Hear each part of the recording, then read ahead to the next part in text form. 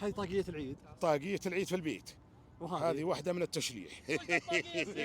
مبروك نقول لك. الله يبارك في حياتك، وتو معيدنا الحين المقولة الجديدة اللي قالها ابو دنيا، والعالم النزيه ما ينهزم في الليل.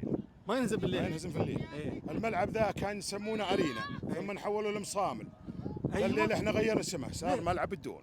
مروق الفريق اليوم. اللي مروق تدري ليش؟ ابو جمعان قال جيش ماجد وذا الجيش اندخل في معركة وفي يومها والله ما يوقف احد.